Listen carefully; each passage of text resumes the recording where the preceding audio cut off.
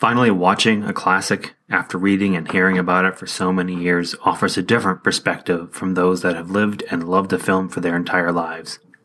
It's an informed perspective that takes into account prior awareness and cultural context. Does this film live up to its status? Does it live up to the hype? My guest today is Krissy Myers, a Toronto-based pinball wizard, photographer, and a lifelong cinephile. Krissy's one of my Bondage Pod co-hosts, and would lay her life on the line for Sir Roger Moore. Welcome to Cinema Shame, the podcast. Oh, baby, every minute, every hour, I'm gonna shower you with love and affection. Look how it's coming in your direction, and I'm gonna make you love me. Oh, yes, I will. We'll snark in the kitchen. We'll snark on the kitchen sink. We'll snark on the bedroom, and we'll snark on the elevator. Oh, kitchen sink. That may be the best way I've ever begun a podcast. Maybe. It'll only get better with William Congreve from The Morning Bride, who said, "Heaven has no rage like love to hatred turned, nor hell a fury like a woman scorned." If you've seen Fatal Attraction, which we now have, you will understand why that led off this podcast. Now, today I asked Krissy Myers of the Bondage Pod. We have we have podcasting history. Indeed, we do. We do, and I went to Krissy and I said, "Krissy, we should do one of these early Cinema Shame podcasts so I can figure out the format and you'll be very forgiving when I screw it all up." And she said, "Absolutely, but what movie do we do?" Why don't you share how we got here? Because you were more integral in the planning of Fatal Attraction than I was. Basically, it was a fury of Twitter direct messages of me trying to comb best of lists of things that I haven't, of big things that I haven't seen. It turns out that I've seen a lot of movies that have been on best of lists, and it was actually really hard to pick a film. So I started going through all of the AFI lists, and I went through the original 100 films, 100 years list, and I had seen every single film on that list. And so I had to start going to the subgenres, and I had hit thrills, and I had seen all but 2 movies on that list, and this was the highest ranked one of them. This one I think comes on at 26 or 27 is Fatal Attraction. It's like, I haven't seen this. And admittedly, I guess if there's a period of 20th century cinema that's kind of a blind spot for me, it's 80s. So I wanted to do an 80s film. It's the era that I'm least familiar with. It's my least favorite era of film, even though I really like, I like neo-noir, I like psychological thrillers, so I guess my logic was this was sort of an oversight for me as a fan of that particular genre. And that is the sweet spot. The trashy noir film had peaked in the late 80s and early 90s. Yes. And I figured that was a bit of an oversight for me. Perhaps I should revisit this particular era, simply because I haven't seen a lot of it. Kind of thinking about it and realizing that this film was directed by Adrian Lyne, I had seen, 9.5 Weeks. I had seen Flashdance. I had seen his Lolita. And so I know that he kind of has a penchant for psychosexual thrillers. So this was just sort of an oversight for me, I guess. And sort of one last film I kind of have to cross off that list. So it was really more for a completionist's sake and just sort of a curiosity of that particular 80s neo-noir genre. And that's how I decided to pick it. So I wanted to change up the format a little bit and try the Shared Shame, Cinema Shame podcast. And we really hit upon Fatal Attraction, I think, because Krissy had obliterated all of the reasonable lists, and I said, well, I spend too much time watching crappy 80s movies. And she's like, well, I have a crappy 80s movie for you. And I was like, whoa, I haven't seen that either. And here we are with Fatal Attraction, now that we've established our shame. Why hadn't we watched Fatal Attraction? Glaring oversight, I guess. It's not like I didn't watch overtly R-rated movies at this point in time. I'm quite sure I saw Beverly Hills Cop when I was probably 7 years old. Like there's nothing from the 80s that was really off limits for me as a kid. So not having seen Fatal Attraction may have been the line of demarcation for my parents. Is like, we stopped at psychosexual thrillers. Was like, this is what we can't cross this line. It wasn't even that for me. I guess because I'm a little bit younger than you, so I came to these films at a later date and a slightly older age. And my mom was always pretty lax about different films, and she was actually the one who suggested that I see 9.5 Weeks, and just to get a better idea of like the culture at the time in terms of what was playing in theaters, what was considered risque at the time during her youth, during her heyday, just to kind of get a better idea of that. And I guess it's also a bit of an oversight me because I've always been kind of fond of Michael Douglas, and this is peak Michael Douglas, and this has always been this is like a glaring omission, and like, oh, I haven't seen this film. It has Michael Douglas in it. How have I not seen this film? My first theater-going experience is Romancing the Stone. My mom was also very adamant that I saw Romancing the Stone at some point. She highly recommended it to me, and she spoke very highly of Michael Douglas. Michael Douglas in the 80s is such a nostalgic thing. Like, he was just the leading man who was gruff and not pristinely attractive. He was the guy that was a little bit dirty. And he played these roles throughout his career, where he's been a nice guy with a dark side. Yes, there's a grimy, smog-ridden undertone to all the different characters that he plays. Definitely not the kind of characters his dad Kirk Douglas would have played. No, it's sort of in the same ballpark, but a lot more greasy and a lot more sinister, I'd say, than a typical Kirk Douglas role. Kirk played more straight heroic. Kirk Douglas was more of a Charlton Heston. Yes. Whereas Michael Douglas wasn't quite, say, a James Spader, but leaned more in that direction. I think you're right to mention Spader. So he still has that bravado that can carry an adventure movie like Romancing the Stone. While, James Spader will always be relinquished to seedy villains and the occasional ill-advised teen fare like Tough Turf, which I cannot recommend more highly. Tough Turf, everybody. Oh, I agree. Tough Turf is awesome. So good. When he breaks out on the piano and they dub his voice at the country club, it's a revelation. Oh, it is. It is. I think this is the third or fourth different podcast I've tried to sell Tough Turf. I have yet to hear from anyone that's watched it. I'm with you on the Tough Turf. But that's way off the reservation. Yes. Let's get back on the Douglas train. Back to Douglas. So yeah, expectations for Fatal Attraction. It's hard to really gauge my expectations with this one because this falls into sort of a traditional cinema shame concept in that it's a movie I had lost interest in watching because I felt like I'd seen it.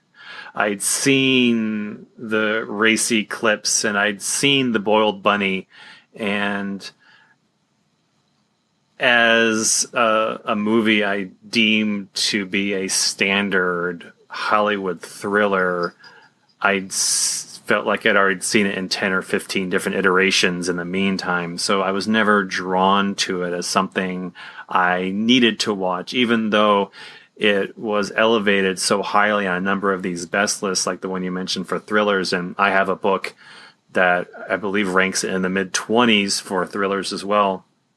And I do like Adrian Lyne. It's just not one that ever compelled me to seek it out. That would be the same reasoning behind... wait, let's scratch that. That would be sort of my rationale, and that would be my expectation as well. I'm going to watch a film that I have already seen, just in bits and pieces and throughout popular culture. And then you have the trope of the real bunny boiler... Oh. In that the vengeful ex-lover, you know, that is a trope that I feel like I've seen before. And so kind of going in, I kind of had a vague idea of what the quality was going to be, but I didn't know what the exact take would have been. Probably something interesting because it is Adrian Lyne, and he's always been sort of into, you know, a lot of psychosexual stuff, and exploring the morality of an alternative sexual lifestyle. I mean, what would have been considered alternative in the 80s, of course, but that sort of alternative different side to sexuality that was sort of de rigueur in the 80s, and he was kind of one of those filmmakers that kind of really captures that feel for me from that era. Like, he's a very 80s filmmaker to me. Yeah. And he did have a couple of notable movies that created a buzz after that. I'm thinking specifically of Unfaithful, which is a movie I actually quite like. So my expectations really were, I have to see the boiling rabbit in context. That was my big to-do. It's like my sole reason for being excited about Fatal Attraction. I'd like to also add that of all of the AFI lists that this film has been cited on, it's placed the highest on the Villains and Heroes list, where they rank Alex, that's Glenn Close's character, as the 7th greatest American film villain of all time. She's the highest ranked villain after Nurse Ratched in One Flew Over the Cuckoo's Nest. So that I was interested in seeing as well, seeing her, apparently if her performance was notable enough to be placed that highly on the list. We will most definitely be talking about that in a few minutes. First, let's talk about some of the nuts and bolts. Fatal Attraction was released on September 18th, 1987. Adrian Lyne had just released 9.5 Weeks the year prior, and later released Indecent Proposal and Unfaithful, so we're hitting this topic hard with Adrian Lyne. I think, as we mentioned, it was the number 28 AFI thriller. And it grossed $156 million domestic, which is an insane amount for an R-rated thriller. It spent 8 weeks at number 1, and if we adjust that number 156 for inflation, that's approximately $330 million in 2017. It was the second highest grossing movie of 1987 in the U.S. and then the highest grossing film internationally. Which, I mean, again, we're talking about a hard R-rated thriller. The 80s were a wonderful time, people. If you weren't there, R-rated movies could do well, and people loved them. R-rated comedies especially. The Fatal Attraction was nominated for 6 Academy Awards. Picture, Director, Screenplay, Supporting Actress, and that's 5, hey? What, Film Editing? Film editing. Yeah. So we've got all this stacked up against us. We've got this massive box office take. We've got 6 Academy Awards, and here we are, 2 cinema-crazed lunatics that had no interest in watching it. So we're here to state our shame and meet our reckoning at the hands of Alex. Crazy, crazy Alex. We will no longer ignore her. No. That's for sure.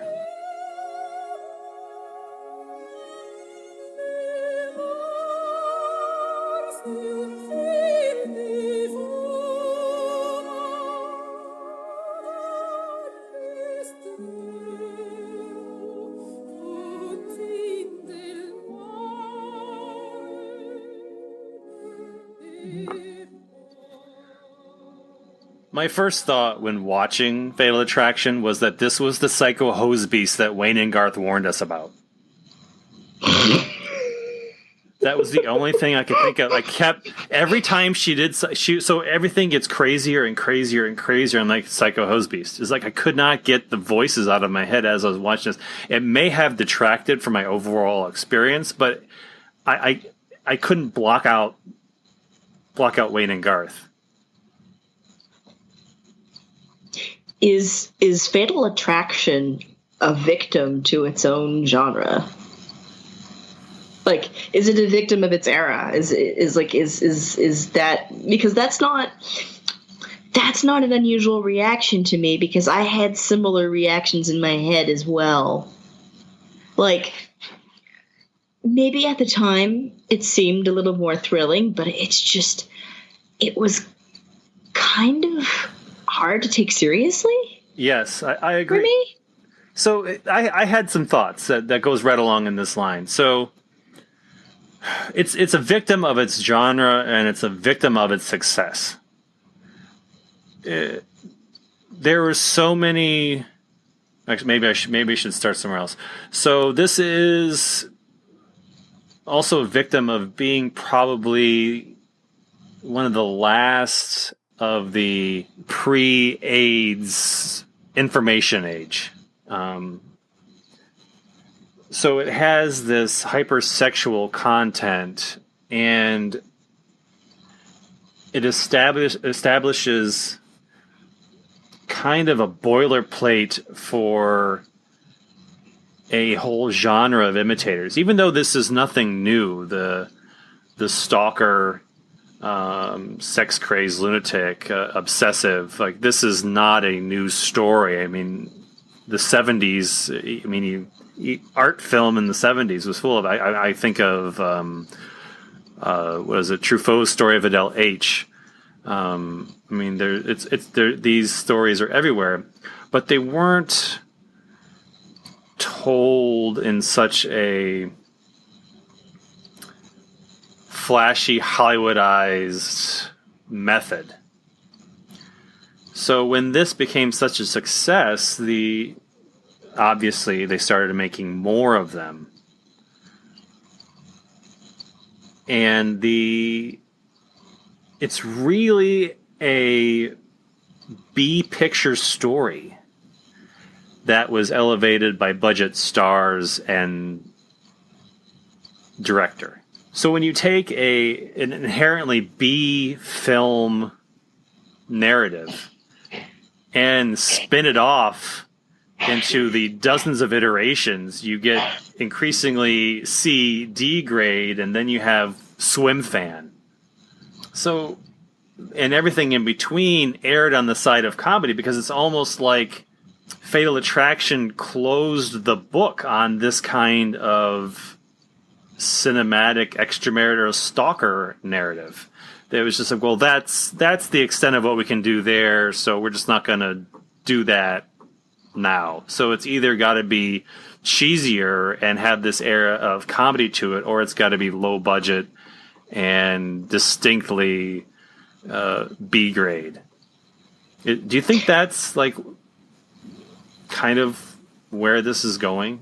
This is exactly where that's going. It was the end of that type of film. At its, like, I don't think you could have made this film any later. Like, in 1987 was like the expiration date for this kind of film. This is the last period of time where that kind of film could be taken seriously. And it's not just this gratuitous nudity, it's the particular nature of the sexual relationship. Because the late 80s and early 90s are littered with grimy noir pictures that use hypersexuality and gratuitous nudity to great effects. And this movie was about the invasion of domesticity by the psychosexual hose beast. And really, I can't think of anything since that really attempted the same thing. Not with that level of straightness, no. Absolutely not. They've played with gender. But to return to this dynamic, I can't recall anything. Or even on that success or that budget. Yeah, absolutely not. And I don't think this picture could be made in Hollywood today simply because audiences would see through it. There's a certain unspoken narrative to it that just would not fly with a more feminist audience today. I mean, there were feminist critics at the time of the film, but I can't imagine this film being re-released today. Just the ire that it would face because of Alex's character, who goes, cuckoo bananas, Close Encounters, batshit crazy at the end of the film, but spends half of the film actually being a somewhat tragic and sympathetic character. And the overall resolution of how it ends, just not only does it seem unrealistic, it makes Michael Douglas look kind of like a jerk because he doesn't really suffer consequences for his actions. Right. He kind of gets away scot-free, and I don't think that would fly today. The feminists certainly have a claim on this movie. The way that it ends, and we discussed this off podcast, the ending had been rewritten to reflect poor as a result of poor test audiences. In the original ending, Glenn Close's character commits suicide while listening to Madame Butterfly. Like, this reinforces the character as a tragic figure. Instead, we shifted to this boilerplate thriller dynamic where we have the full-on psychopathic attack from Alex's character on the domesticity of Michael Douglas's wife and their son.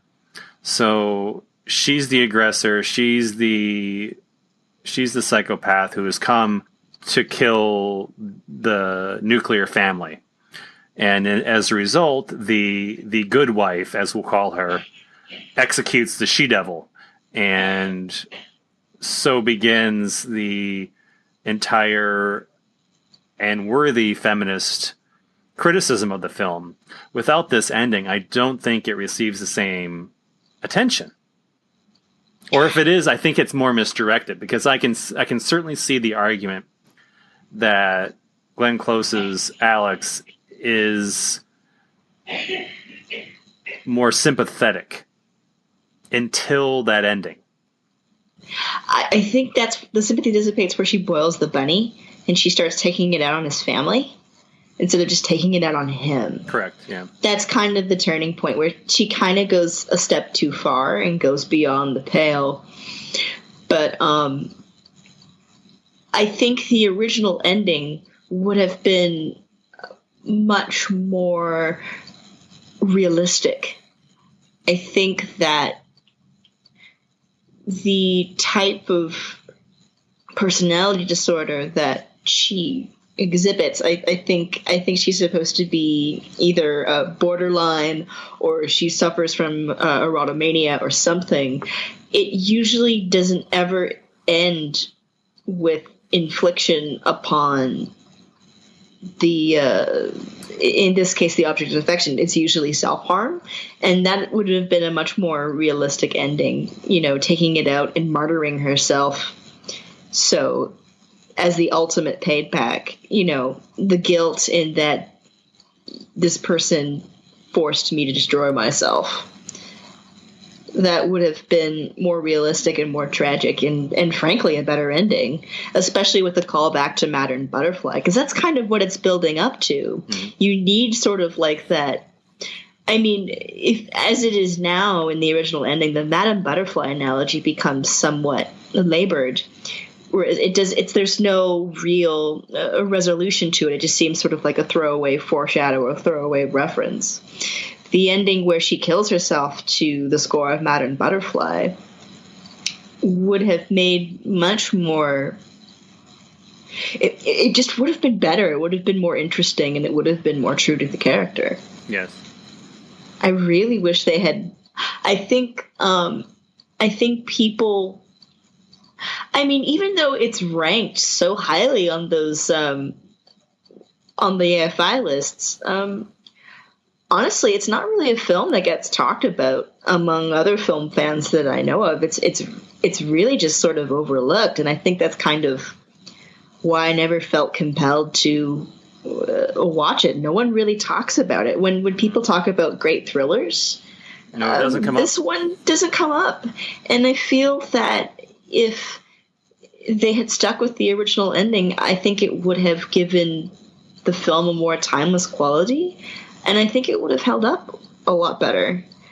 With that sort of hacky, sellout throwaway ending, it cost this film's longevity. Mm-hmm. It may have been a boost to the box office, but you're right. I think the movie remains relevant. Not that it doesn't have interesting qualities, like we're obviously here talking about it still. So there is a reason, and if there's one thing that does endure, it is Glenn Close's performance in this role. She is every bit as good as that number 7 villain ranking would lead you to believe. And at first, when she first appears on screen with her ridiculous blonde hair, that just huge bulbous head of hair, and I couldn't help but laugh a little bit because if you know nothing else about Fatal Attraction, you know she's the crazy psycho hose beast. And this is our first greeting. It's not exactly Darth Vader walking onto the shuttle, you know. The wild blonde curly hair, the white wardrobe, that has been used a lot since this film has been made as to denote more evil characters. It's almost a switch. You have this beautiful blonde attractive woman, but she's actually kind of evil, kind of crazy, whatever you want to call her. That's something that's been used time and time again since her particular portrayal in this film. So I guess that's perhaps where the legacy lies, in that Glenn Close's performance as this particular character has endured in popular culture and has perpetuated sort of the crazy bitch, psycho, stalker, lover over the course of the last 30 years or so. Now, what do you think of the quote from Susan Faludi in she wrote about Fatal Attraction and Backlash, the Undeclared War Against American Women? She said, "The incompatibility of career and personal happiness, women's lives were framed as morality tales in which the good mother wins and the independent woman gets punished." And that's the crux of the feminist argument against this movie, is that really you cannot have both, and you know this is your penance. The thing that really inherently bothers me about this film is Michael Douglas's character. The sort of conservative notion of the woman who, the career woman, can't really truly be happy, and she will always feel somewhat unfulfilled because she doesn't have children, she doesn't have a husband. And then here you have Michael Douglas's character, Dan, who commits an ultimate betrayal of his own marriage. He already has all of those things, but feels comfortable and detached enough to go out and instigate a relationship with this type of woman and expect not to suffer any sort of consequences with it. And then not only does he end up with a scorned lover in Glenn Close and her taking revenge on his life, once his family becomes aware of what happened, his wife, Beth, forgives him and ultimately ends up doing the dirty work for him and gets her hands dirty. And then he gets off pretty much scot-free, whereas everyone else in the film, all of the female characters in the film, have suffered in one way or another at his hands, at his actions, and his desire to have it all, and his sense of entitlement. Frankly, I think it's wrong. That's where the movie is, I don't call it strange, but it's forcing you into identifying with Michael Douglas's character. And he's the nice guy. He's the good dad. He's playing with his son. He makes tea. Like, what kind of bad guy makes tea? But you look at what he's done. He's the transgressor. He is indeed the transgressor. If it wasn't for him, none of this would have happened. Right. And, like, okay, so she sort of was a predator, but she wasn't full on. Like, he engages. He allows this to continue. And the movie then uses her as a pawn as it sees fit. So she's lonely one minute, she's sad, she's just this, overworked executive. She's a lawyer. She's an assistant editor for a publishing company. Right, that's right. He's the lawyer. She's an assistant editor. And then, in order to use that character to facilitate this Hollywoodized ending, she becomes more and more maniacal to meet the end. And the movie at times does a very good job of taking out the problem we have with the Michael Douglas character. The movie does a very good job of making her a conflicted and interesting character. Yes, she has some of these personality disorders, but she's the mistreated in this movie. Yep, she's ultimately the victim.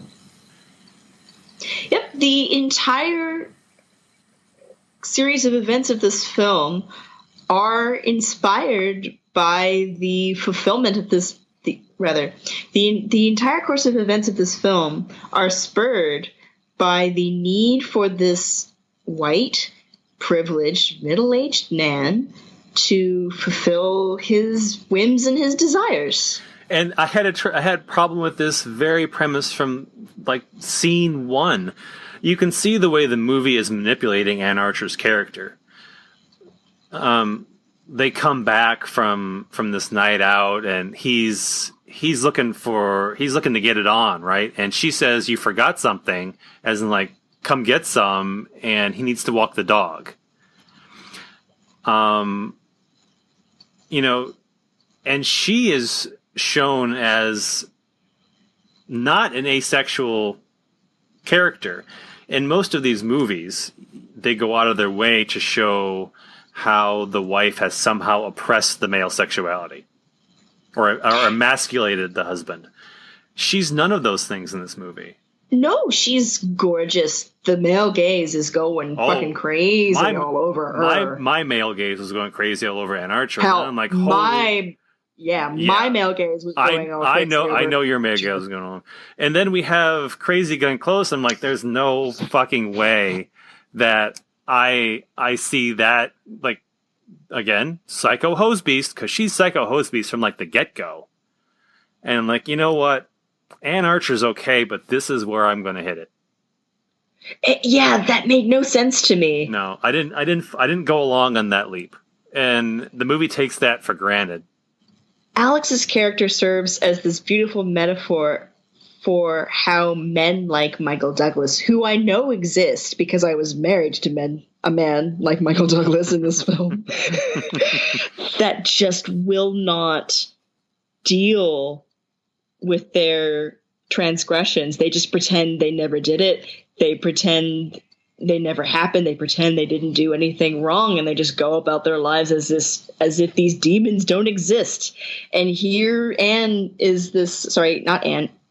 is the specter of his transgressions, and it haunts him throughout the film, and it keeps getting worse because he won't deal with it.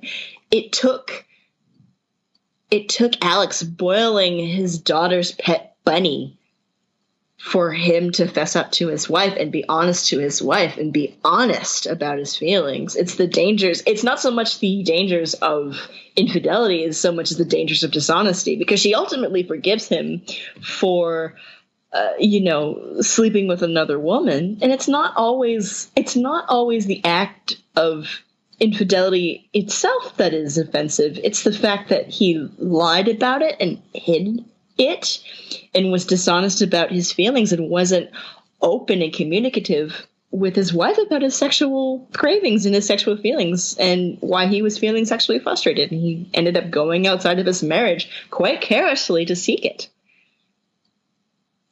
So yeah, fuck Dan Gallagher.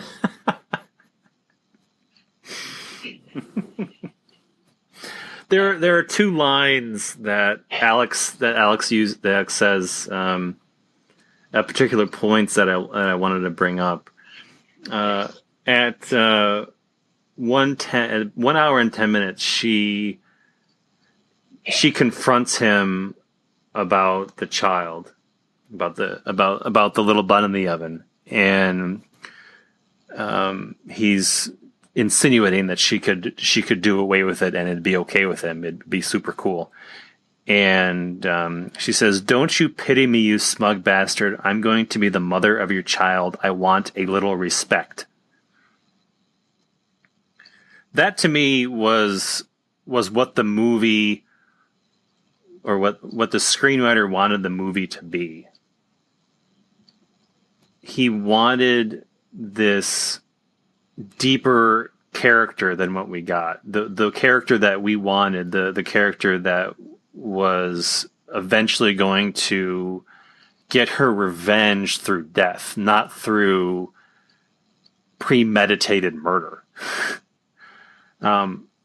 So when that shifts, you're talking about the rabbit arrives one scene later. And you mentioned that's when she invades domesticity. That's when she goes off the rails, and we're no longer sympathetic to her plight. So shortly thereafter, I think we have maybe one or two scenes is when he receives her gothy prenatal mixtape. She says she starts off very calmly, leaving him a very nasty message. She's very calm. And she's going to tell him the way it's going to go down. And then she escalates as he's driving. Like, he's got to listen to the whole thing. I mean, what choice does he have? And then she says, "I bet you don't even like girls. I bet you're a flaming fucking faggot." Oh, yeah, she tries to emasculate him. Right then. And I thought that was this device, the mixtape that she makes. I keep calling it a mixtape because I think it's hilarious. But this tape that she makes him is a fantastic device. He comes back to it as well. He can't sleep at night after listening to the tape. That's what I'm thinking. He was listening to it on his headphones, and Archer surprises him from behind. Mm-hmm. He freaks out about it. But yeah, it's a pot shot at his masculinity. Mm-hmm. She feels that in his act of not taking responsibility for his actions and not being a true man. Exactly. She feels compelled and justified to call him all of those terrible homophobic names. Not because she's particularly homophobic, but because she intends to mock his power, ripe him of his power. She's calling his order in the hierarchy into question. She does not feel like he is a real man.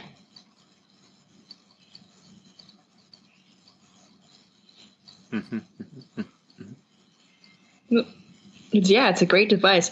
And that's what bothers me so much about this film. There's so many great, clever things about this film, and it just gets ruined by the ending. The ending just ruins the film. It ruins it.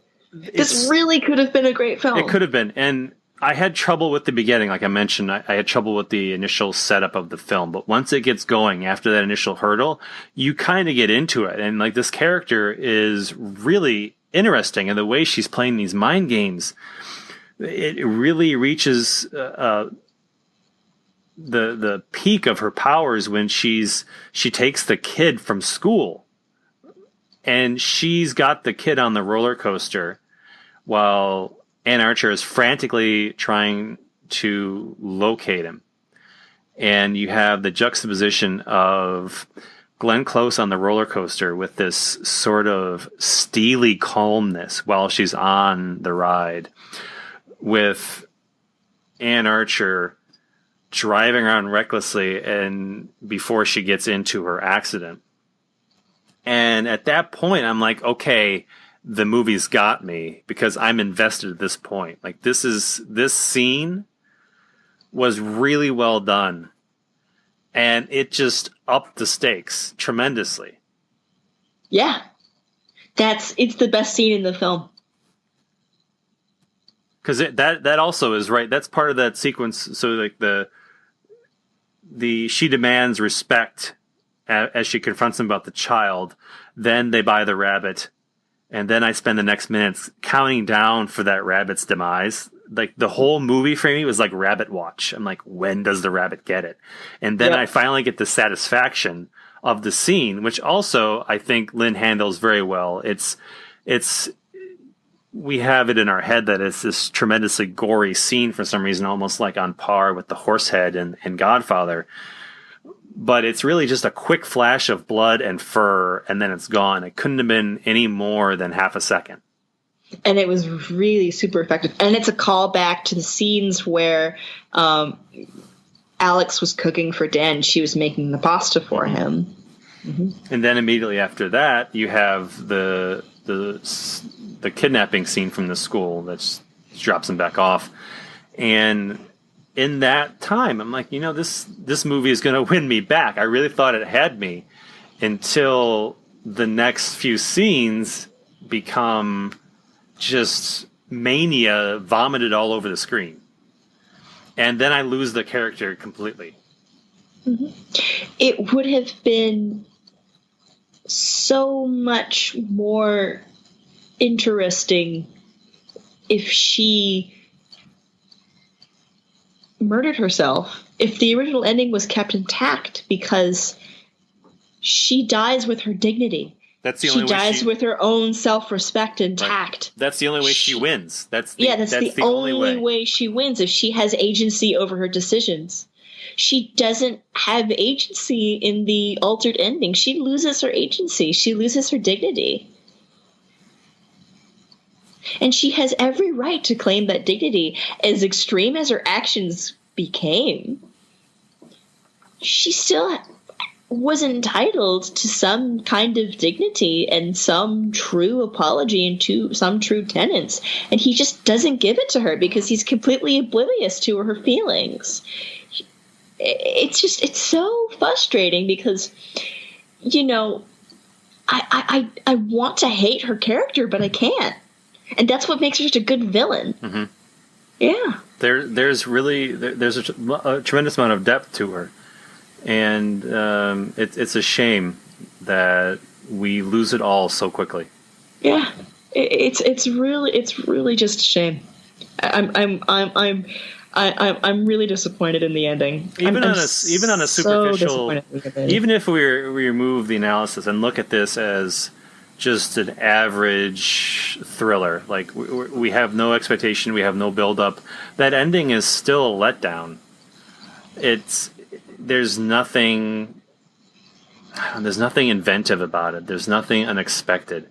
It's if you're thinking, hey, I'm watching a standard thriller, psychosexual thriller, infidelity, house invasion, mistress gets it, happy ending. Like that's that's what you come to expect from the lowest common denominator, right? And that's what we get. That's exactly what we get. And knowing that it was a result of poor test screenings makes infinite amounts of sense. Yep. But then you say, well, the movie was nominated for 6 Academy Awards, and like, well, what's the matter with this whole picture? It's context. It was the context of the time. I honestly think it's because it was 1987. It had everything to do with the time, the cultural climate. It's you're in the throes of the Reagan era, and those are the types of values that are being touted culturally in America. Mm-hmm. The nuclear family, the value of that sort of family unit is at kind of peak form here. Mm-hmm. And it's around this time where that becomes, after the Cold War, that just kind of becomes to unravel. Again, if this film had been made 5 years later, it wouldn't have been as well received. I don't even think, I'm not even sure if it's made 5 years later. If this film was made during the Clinton era, it wouldn't have been nearly as well received. No, that's probably true. The times were already changing too. I mean, you consider the marriage crunch, the Newsweek article that was about how women over 40 were more likely to be the victim of a terrorist attack than they were to actually get married. That came out the year before. So there were some systems in flux at this point in the 80s, but they hadn't quite reached mainstream consideration. No, I honestly think the Madame Butterfly would have been such a great statement. It would have been right on the cutting edge of that idea of other people having to suffer and lose their own happiness over the concept of this family unit. It would have been just so much more powerful and long-lasting and more relevant. And to her credit, Glenn Close fought to keep that in. She said that she still regretted it, but understood the business eventually. But yeah it's hard to stomach. It was a victim of the test screening. You know what they say. Don't go to the test screenings. No. The test screenings that did it in, appealing to the status quo. Mm-hmm. You can't do that. You can't do that. You can't go for popularity. You got to go to have those 1 or 2 devout fans and stop there. That's how you get immortality. That's right. That's how you make Mystery Science Theater episodes 20 years later. Yep. And we're still talking about the final sacrifice for one very good reason. Mm-hmm. Otherwise, that film is just gone. It's lost to history.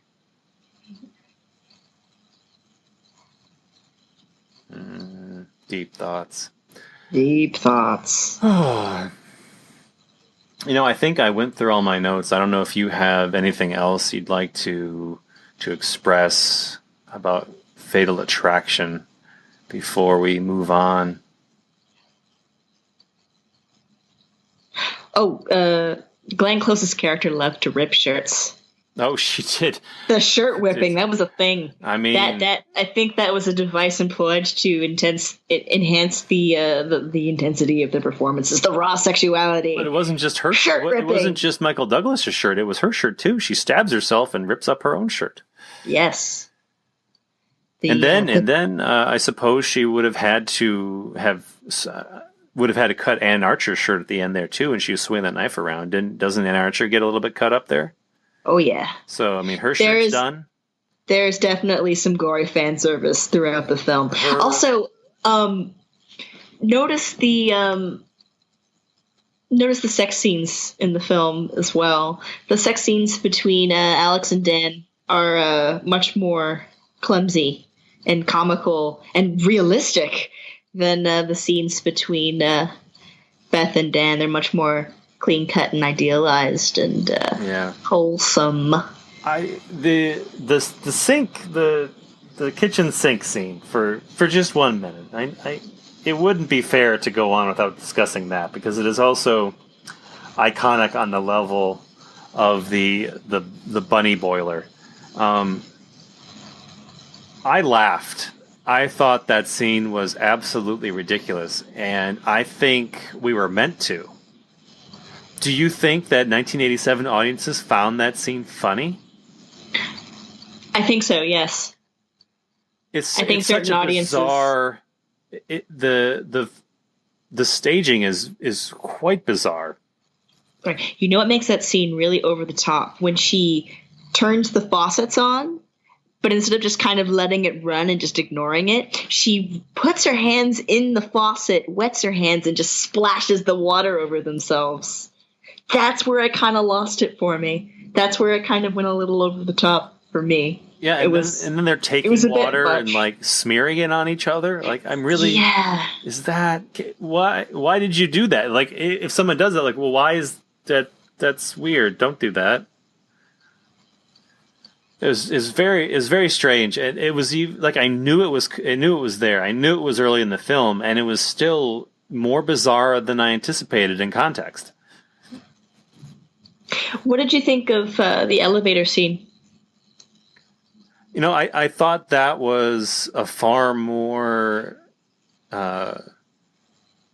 realistic. I don't know if it's a realistic portrayal, but I mean, if you're aiming for this idealized notion of the torrid affair, I thought that was a well-framed piece of narrative, because you have the elevator, this confined space that she then jams between floors, and in a way it is a traditional scene.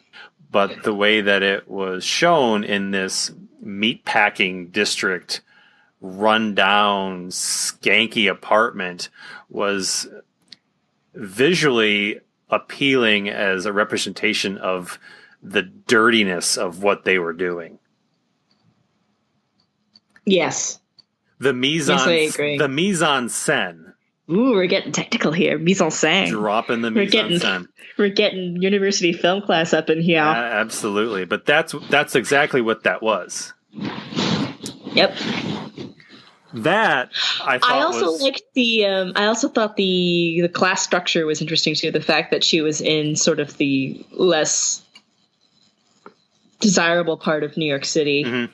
whereas these guys were getting ready to move to the burbs. I thought that was an interesting comment on class. Or not so much comment, just observation in class too. The fact that she was of a lower class, just more fuel for the fire. Yeah, it certainly played into the building up of her character as the other. She's the they really did make a point to ostracize her from a acceptable, wholesome lifestyle. Another thing that I wanted to save this for last, because it's a small part of the film, but it's an important part of the film.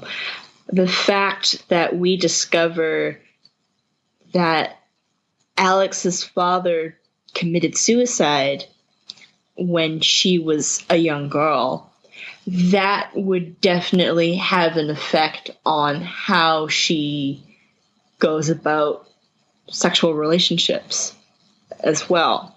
That is the fact that she too commits suicide, and how she goes about seeking Michael Douglas's approval. This figure of upstanding lawyer, family guy, seeking that kind of approval. And the comment where she says that all the most interesting men are taken because they seem sort of like forbidden fruit. I'm pretty sure it was heavily implied that the death of her father had an effect on her psychologically, mm-hmm. in that regard. And this is kind of it manifested in how she went about her relationships and how she had felt lonely and unfulfilled. It all contributes to the character that we're robbed of. Yeah, it's just that's what makes it so much more frustrating. There's so many layers to this film. And we just, people complained about the original ending not being cathartic enough. I find the boilerplate ending that we have now is not.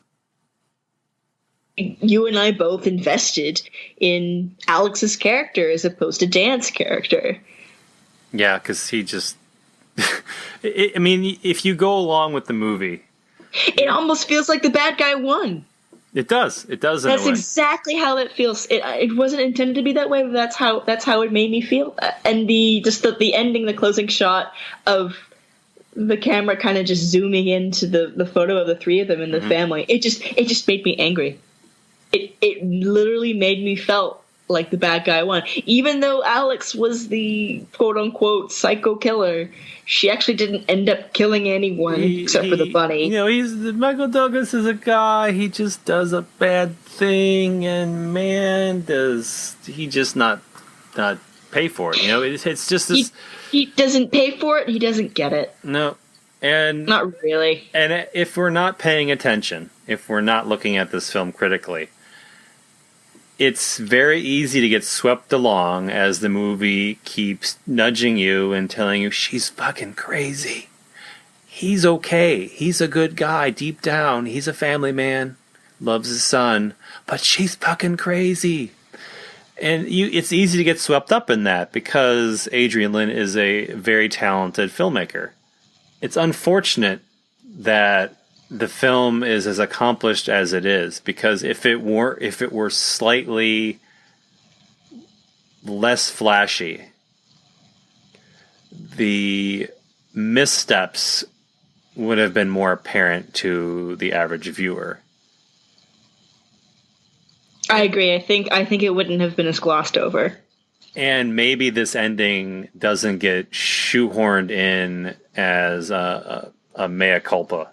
If it's a rougher movie, if it's less polished, if it's not Michael Douglas, who at this point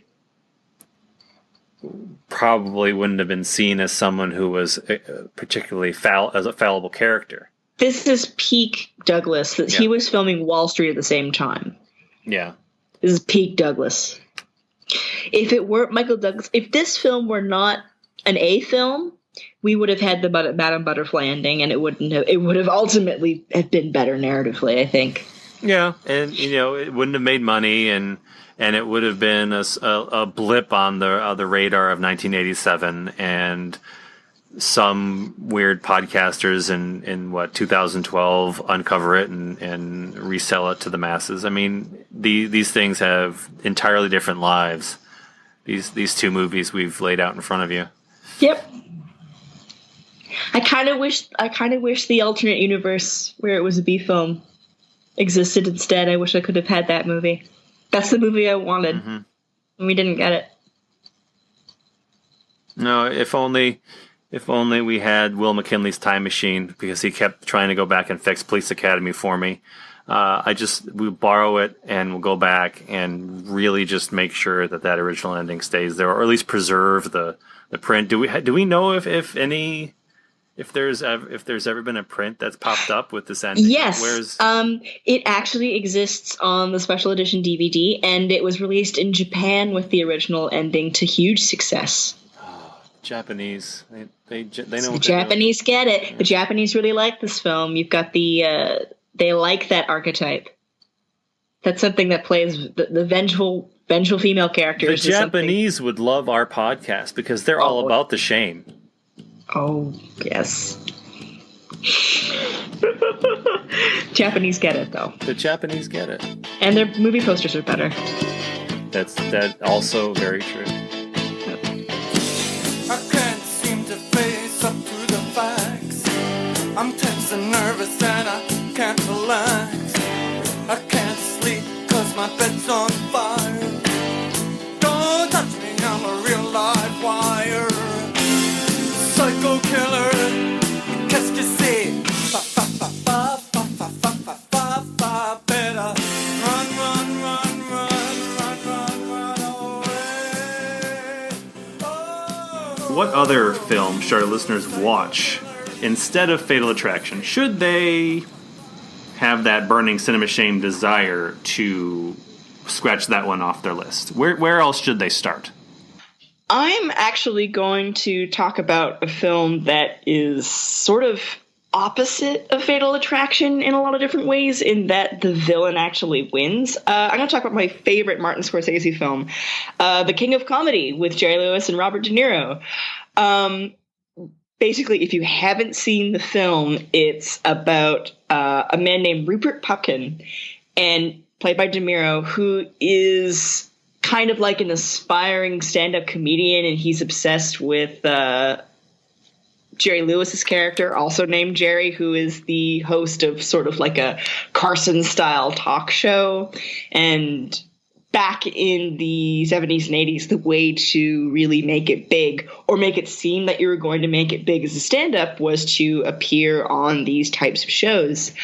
So the duration of the film, Rupert basically follows and tries to befriend Jerry around, and in failing that, decides to take up residence in Jerry's house. And when Jerry finally confronts him, calls his act mediocre, he recruits his friend Masha, played by Sandra Bernhard, to essentially kidnap Jerry and hold him for ransom until Jerry lets Rupert have a guest stint on his show.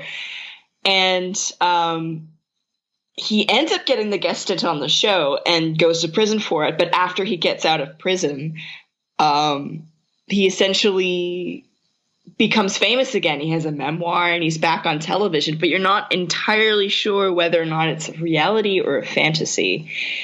But it feels very much like the bad guy, also being the main character, actually wins, whether or not the events actually happen to him or not. But it's an entirely different outcome than Fatal Attraction, probably because it's a male stalker. It's Scorsese, so of course it has a bit of a dark ending. He retains his agency. He gets what he wants. His dreams are fulfilled. He gets that satisfaction. And Glenn Close's character in Fatal Attraction really doesn't. So you have two stalker films that are entirely different from similar time periods. I think The King of Comedy came out in 82 or 83. But it really stands as sort of a stark contrast to the course of events of something like Fatal Attraction. In terms of box office success, it didn't do well. It absolutely tanked. And that's probably why it gets overlooked. It still has a bit of a stigma, too. I mean, outside the immediate film community, which I think recently has championed it quite a bit more. Mm-hmm. That's still one of those box office flops that will probably never really escape that label. Yeah. Again, it's my favorite Scorsese film, and it's just one that constantly gets overlooked. The budget was around 19 or 20 million for King of Comedy, and it only made $2.5 million. That's a huge flop. That's rough. Yeah. All right. Now, for my pick, I wanted to stick pretty close to this spurned lover theme. So I had to dig back and look for a film that really fit the same kind of framework as Fatal Attraction. The movie I came up with was the South Korean film The Housemaid, directed by Kim Ki-young from 1960. There's no disputing that the villain in The Housemaid is a bit off-kilter. She's psycho from the very beginning of the film and only gets more so as the film goes on. She's a housemaid that's hired by a family. The male, the man of the house is a composer, and he's taking students in. The pregnant wife can't keep up with her wifely duties, so they hire this housemaid. She starts off the movie by catching rats with her hands and really just charges headfirst into that seduction business. Head games. She gets pregnant, as you do in these types of films.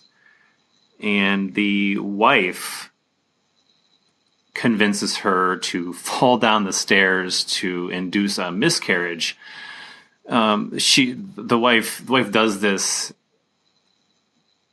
to basically preserve their honor as a family and not let the male transgression see the light of day. But this just convinces the housemaid to go even more bananas. She ultimately starts killing the composer's children by feeding them rat poison, and she starts biting and rubbing her hair over the composer. Like, there's so many things in this film that are how to say off-putting, but they contribute to this character having a nice escalation of mania rather than Glenn Close's Alex, which, you know, she's sad and lonely and then suddenly goes homicidal. From just about the very first scene, we can tell that the housemaid, who lingers around corners and spies on everybody and generally participates in some rather unsavory behavior, is out to do no good. This film has a lot of Hitchcockian roots, and the black and white cinematography certainly reminds of something like Psycho. There's some interesting cinematic techniques used in the film that contribute to the general unease. There's a editing technique. I'm not even sure that I know the exact name of it, but the many cuts in this film take place with a swish pan transition, or a like a wipe, or it's so the camera will shift abruptly across the frame and tilt at the same time as it cuts to another subject. It's all contained within the same location generally. So it's not a traditional swish pan, which will merely pan quickly to another spot, rotate around to another subject in the same scene. This is it's a very jarring transition because the camera has a rapid movement with a tilt and then it cuts. It's not something I can recall seeing in another film. There's lots of cuts on swish pan that adjusts location and time. Mm-hmm. But this does neither. It's merely a cut to. Sometimes it does change scenes, but on other occasions it merely reorients within the same space. Oh, so it's there's almost sort of an out of phase feeling. Mm-hmm. To it. That's interesting. I'm not quite sure what you would call that. I thought it was very useful in creating both a sense of claustrophobia and this unease that is prevalent throughout the whole film.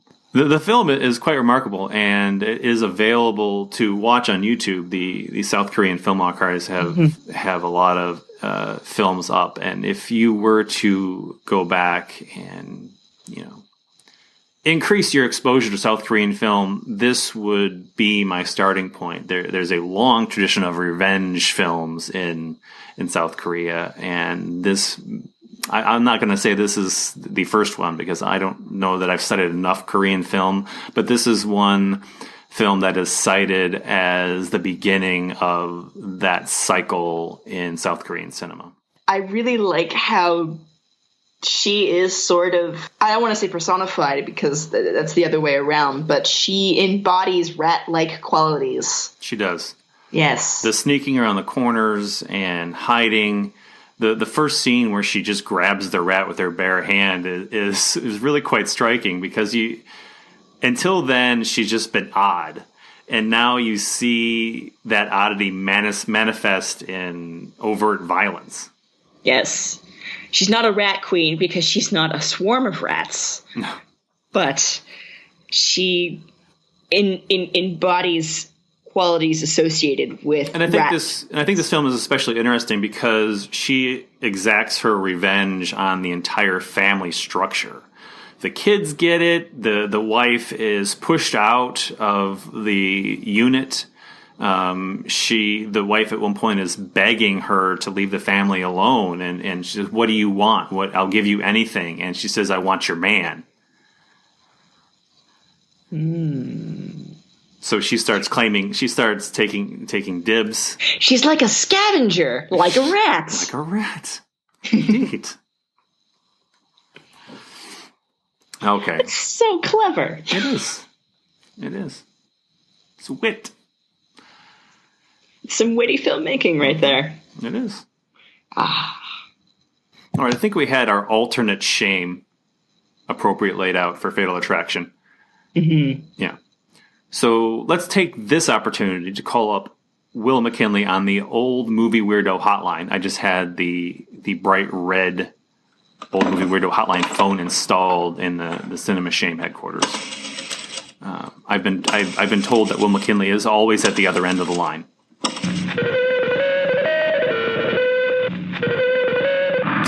Old Movie Weirdo hotline. May I help you? Hey, we're really calling this the Old Movie Weirdo hotline? We're going to see how it goes. Also, stop pulling back the curtain on this podcasting magic. All right, because that's not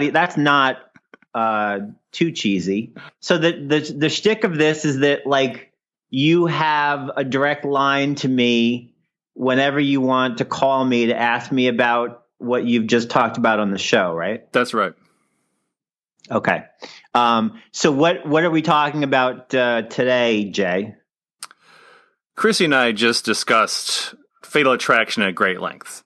We've both just watched it for the first time. That was our shame.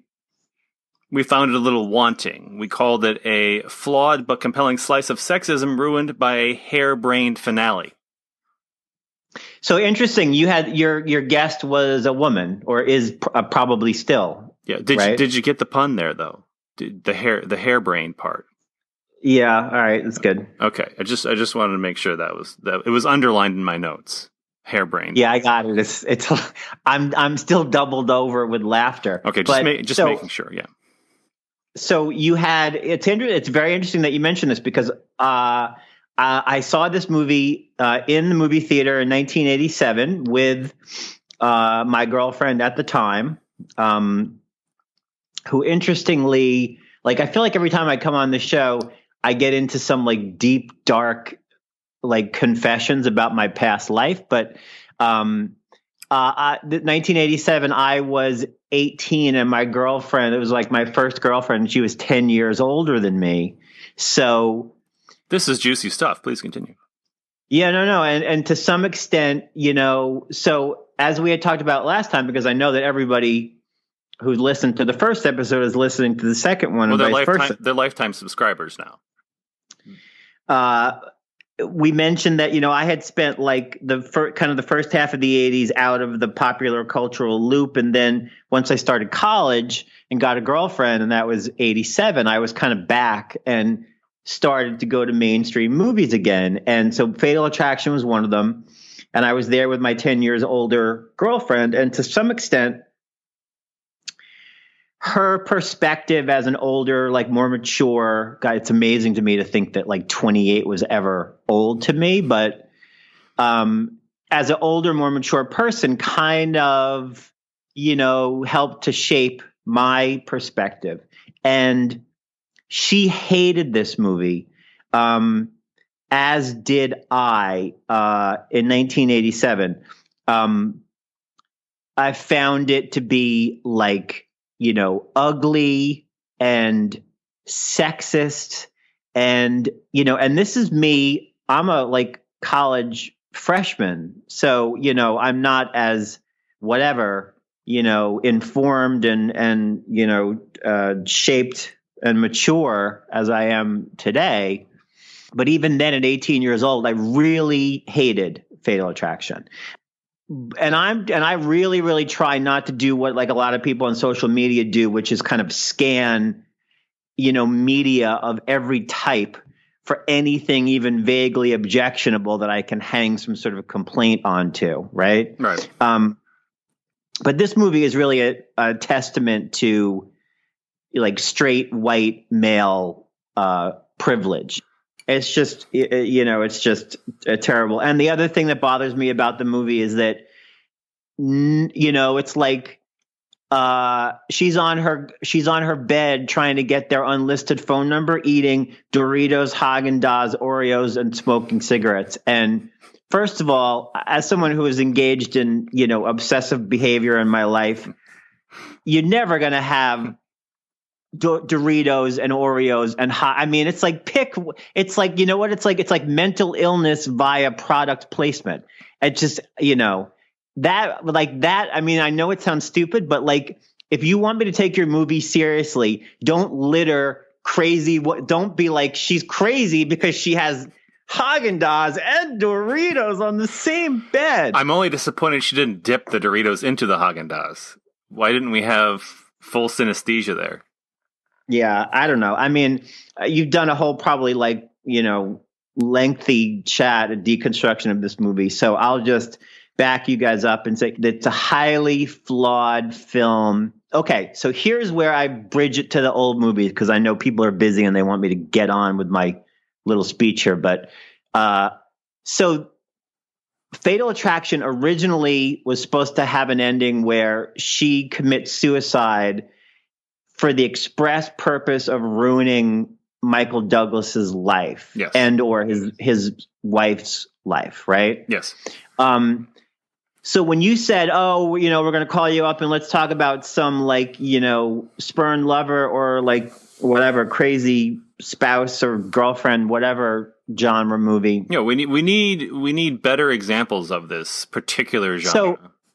So I'm gonna draw a line from Fatal Attraction to something that probably wouldn't jump to mind for your listeners off the top of their head, and that is Leave Her to Heaven from 1945 with Gene Tierney as a crazy woman who can dance circles of craziness around Glenn Close. Now, effortless crazy. Effortless, yeah.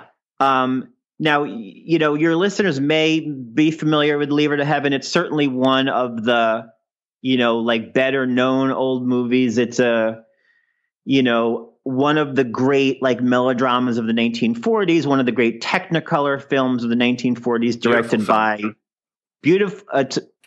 a gorgeous film.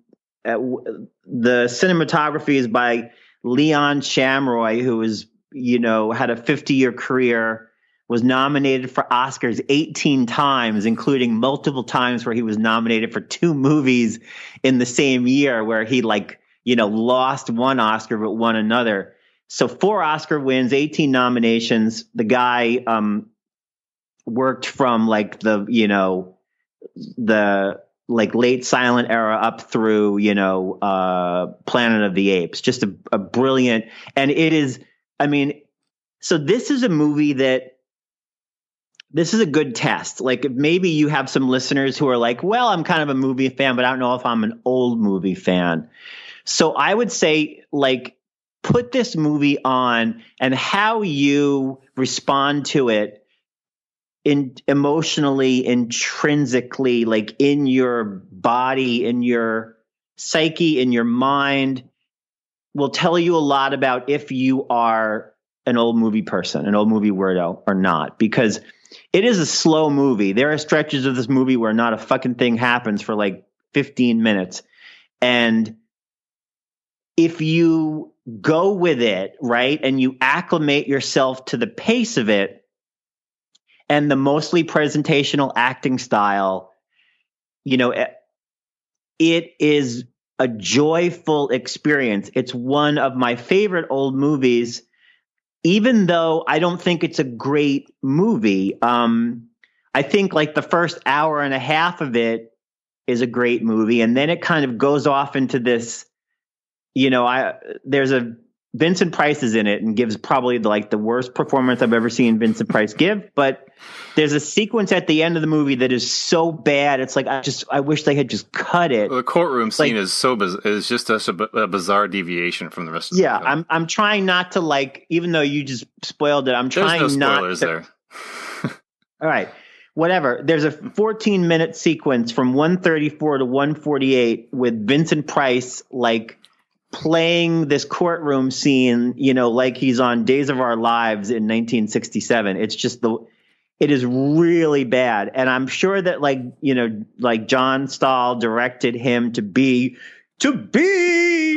angry, and it's just, but it's so silly. And, the rest of the movie, one of the things I love about this movie is that because of the motion picture production code, which many of your listeners may know about, and if they don't, do some Googling.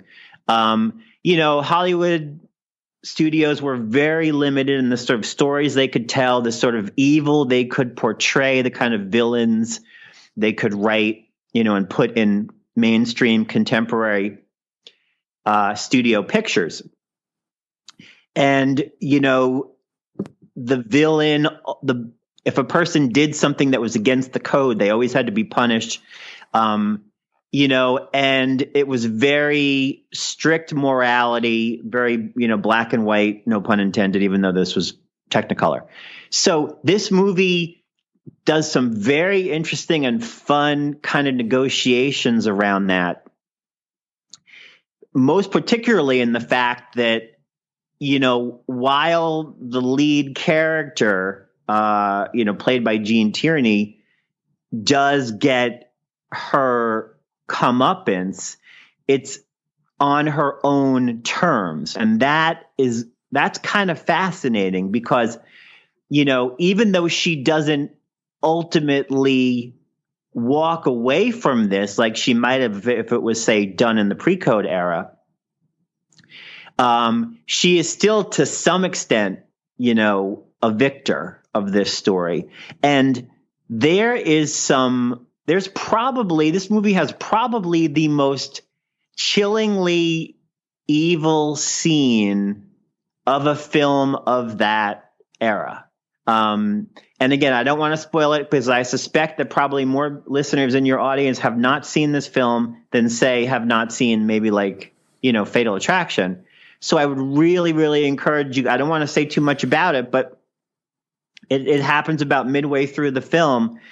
And it is one of the great examples of, movie villainy. It is a shocking scene. Shocking, right? Yeah, it is. And I had known more about the film going into it than I would have liked. So I anticipated it. And even considering that anticipation, I was still shocked. It still rattled me. I was really in the movie. And when this scene happens, it disrupts the whole continuity of the film. And part of the reason that it does is because it's such a slow burn, right? Glenn Close shows up and first of all, she's immediately chain smoking, which means, okay, she's got to be crazy. Although I will admit to being nostalgic for inside smoking in the 80s, like we used to be able to do. But anyway, but she very, very quickly sort of betrays herself as being, off her rocker a little bit. That's about 10 minutes in. Yeah. Now, Gene Tierney's character in this movie doesn't do anything even moderately off the mark for a good 40 minutes. So it's a very, very slow burn. And then when she begins to do things that are really off the wall, in effect, it's more shocking because for the first 39 minutes of the movie, she seems kind of just like a normal kind of hot, 25-year-old woman who, like every 25-year-old woman in 1945, looked 40, And so anyway, there's a number of things that happen that are very, very surprising. And there are two actual similarities between, and I run the risk of spoiling it because if we say that, like, Fatal Attraction was supposed to end with, a suicide, you can sort of, fill in the blanks there. But there's also another interesting similarity between Fatal Attraction and Leave Her to Heaven, which is that at some point in Fatal Attraction, Glenn Close makes a reference to her father and her father being dead and drawing similarities between her father and Michael Douglas's character. So there's this odd sort of like whatever, daddy complex, thing that's happening. Treated very frivolously too. Just what's that? True. That it was treated very frivolously in Fatal Attraction. It's mentioned as sort of the root of all her evil. And then it's discarded. Yes. It's like this is supposed to explain everything that she's done. Right. And also because he finds the scrapbook with the, newspaper article about her father's death, and I'm sure that, there's some, maybe the writer had some kind of idea. Well, we're going to explain why she's really nuts because her father died and she witnessed it. And, she's always desperate for love, blah, blah, blah, blah, blah. But, in Leave Her to Heaven starts with off camera with the death of Gene Tierney's father, and her initial attraction to Cornel Wilde's character supposedly is because he resembles her father, and they bond over, her like father's kind of, sort of pseudo, funeral where they discard his ashes in this gorgeous place where they have this ranch. So again, this sort of like, trope of woman loses her father and then seeks obsessive love, fulfillment in a relationship with a male. So this is something that kind of carries between the two films, as well as the bitches be crazy, trope. Mm-hmm. They're also, you could also make an argument that they're both highly visual films. I would say, though, that, Leave Her to Heaven will, if you've never seen it and you watch it, there's a Blu-ray from Twilight Time that came out in 2013. I think you can get it, but it's expensive because it's like one of those limited edition Blu-rays. I think it's out of print too officially, but they're still around. Yeah. It's gorgeous. There's also a great dishy commentary track from Daryl Hickman, who plays a character in the movie, as well as Richard Schickel, who recently passed away, the critic. But anyway, if you watch this movie in its best form, you will, and you've never seen it before, you will be captivated. I mean, it is one of the more it's one of the more beautiful films from, the whatever classic era. And there's certainly a visual component to Fatal Attraction, which we've talked about. It's distinctive, I'll put it that way. So, you can argue that both films are distinctly visual. So there are, however, no Doritos, Haagen-Dazs, Oreos. There are plenty of cigarettes, though, in Leave Her to Heaven. So at least that is another connection. And, if you're not familiar with the sort of, pacing and whatever of old movies, try and just stick with it. When I try and get people to watch old movies for the first time, it's like a lot of times they'll want to bail after 10 minutes and they'll be like, what the hell is this? Nothing is happening. It's just people talking. Eventually you may catch this thing that old movie weirdos have, which is that we not only do we tolerate that sort of pacing, we kind of prefer it because it allows us to experience it and live in it and be in it and kind of maneuver around these characters and move through scenes and look at them and see what they're wearing and what's in the background and how it's shot and what they're reading and how they're smoking. And all of this that you can never, ever see now in movies where there's a cut every 3 seconds. You can never catch your breath, right? They have time to exist, and they have time to inhabit the world. Yep. And it's the rare movie now that we get to really get to know a character in a film. I don't even think that the average viewer realizes what is being done to them editorially in most contemporary movies. There's such a sense that whatever, the audiences are young and they're watching YouTube and 6-minute or 6-second Vine videos or whatever it is. So we got to keep it, boom, boom, boom, boom, boom, cutty. But what that does is that nothing registers. So you walk out of a Blockbuster and a day or two later, you're like, what did I see? I don't even remember the story because stuff doesn't linger. There is stuff in Leave It to Heaven that if you've never watched it and you watch it in your apartment on a nice, screen, with a good quality copy, there are visuals in this film that you will never forget for the rest of your movie-going life. Never, ever, ever. The image of Gene Tierney in sunglasses on a boat will never leave you. Never. And it's, I'm not saying it's better or worse. I'm just saying take these things for what they are. If you learn to appreciate them, you will have, it's like opening a whole new door. It's like if you've ever done like LSD or mushrooms, and I'm not, to the kids in the audience, I'm not saying do it. Don't ever do drugs. This isn't a promotion. This is merely. I'm just saying. I'm just footnotes. I'm just making an analogy. It's like when you do psychedelics and you open up your eyes in a different way and you see things differently. That's almost like, the experience that some of us have when we watch old movies. It's like you cannot watch a Technicolor film from the 1940s and think that this is anything like movies nowadays look, because it's entirely different and totally worthwhile. So this is a great film for you to either, further expand your love of old movies or learn to love them. Leave Her to Heaven from 1945, directed by John M. Stahl, with Gene Tierney and Cornel Wilde and Gene Crane and Vincent Price in his worst role ever. So that's my hotline report. And in short, it's cinematic mushrooms. Cinematic mushrooms, yeah.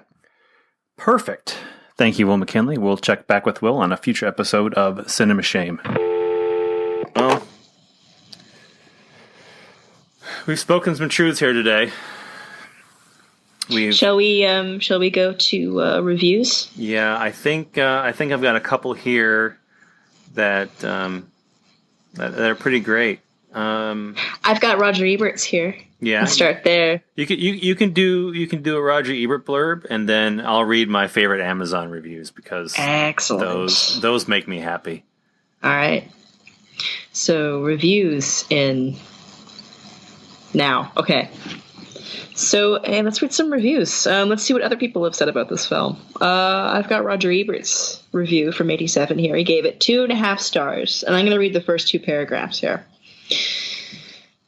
Fatal Attraction is a spellbinding psychological thriller that could have been a great movie if the filmmakers had not thrown character and plausibility to the winds in the last minutes to give us their version of grown-up Friday the 13th. Because the good things in the movie, including the performances, are so very good, it's a shame that the film's potential for greatness was so blatantly compromised. The movie is so right for so long that you can almost feel the moment when the script goes click and sells out. So basically what you and I have been saying this entire podcast in 2 paragraphs from the time. So clearly there was someone that kind of saw through it. What did Siskel say?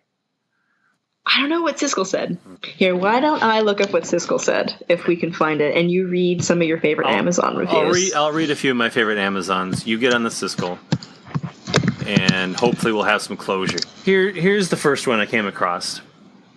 I really don't get all the love for this movie. To me, the sexist plot and Michael Douglas's completely unlikable hero were scarier than any of that batshit spaghetti Glenn Close threw at the screen. I just really like the phrase batshit spaghetti. Batshit spaghetti is pretty great. I'm going to have to find ways to use that more often. Here's another one. Hard to watch, suspenseful, but dated and not believable. Not sure it was worth the trip. Left a bad flavor on my soul. It's the punctuation there, you see. It's a very stilted review, right? And then you just drop it left a bad flavor on my soul. It kind of ties with the batshit spaghetti, maybe. Like if we combine the two, the batshit spaghetti left a bad flavor on my soul. I feel like there's some synesthesia there. Mm-hmm. I found Siskel's review. Okay, let's hear it. I'm going to read Siskel's review. There's a blurb. Fatal Attraction, a solid thriller growing out of lawyer Michael Douglas's decision to have a fling with editor Glenn Close while his wife is out of town. What Douglas doesn't realize until he tries to break off the relationship is that Close is a desperately lonely and possessive woman. The result is a manic yet methodical attempt by Close to follow Douglas to his office and to his home. She even confronts his wife and children. It's full of tension because of the realistic playing by the principal actors, including Ann Archer as Douglas's wife. This is the best crazed woman thriller since Clint Eastwood's gem, Play Misty for Me. Only a gimmicky ending spoils an otherwise competently made shocker. I initially went to Play Misty for Me as well, and found... I think Play Misty for Me is a better film. Yes, I agree. It's more believable. It's a more satisfying ending. I was going to say it's more coherent. Yes. And I believe that was Eastwood's directorial debut. It was indeed. It was a very strong entry, very strong debut. It's still one of his best films. Mm-hmm. And I prefer it to I do prefer it to Fatal Attraction immensely. Actually, what I'm going to leave our listeners with is watch Fatal Attraction and then watch Play Misty for Me and revel in how much better Play Misty for Me is, and get back to us. Send us your tweets, send us your comments, leave us letters. Yeah, I can't reiterate that enough. The Play Misty for Me is definitely superior, and I don't think it's really given as much attention as it deserves. It's another movie that's not really talked about all that much. I know that we had we discussed it in one of my film classes. I don't think it's mentioned in some of the great modern thrillers. No, that one's. I think I would cite this as it should be other people's cinema shame. I think people should definitely see Play Misty for Me and see how good it is.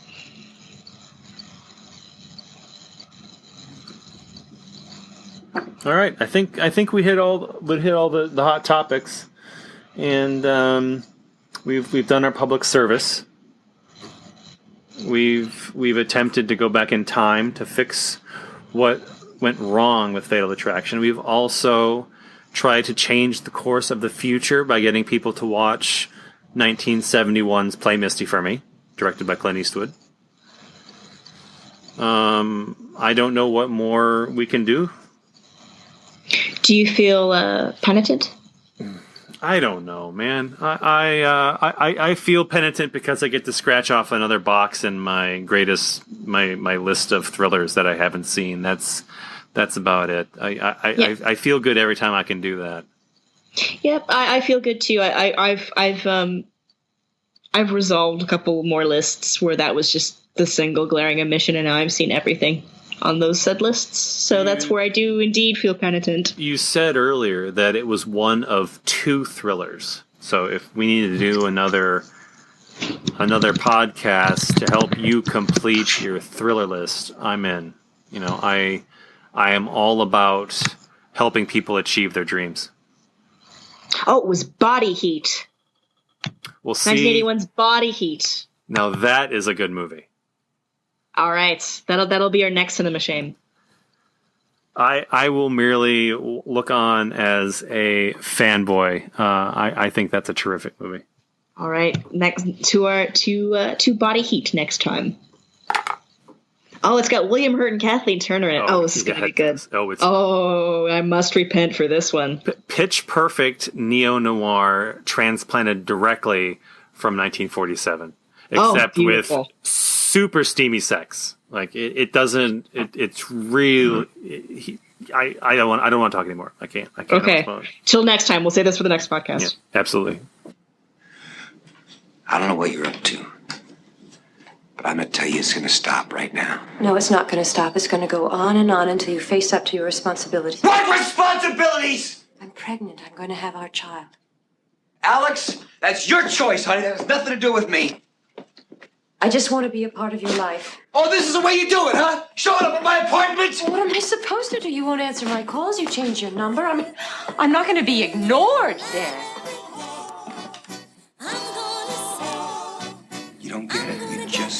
You don't get it.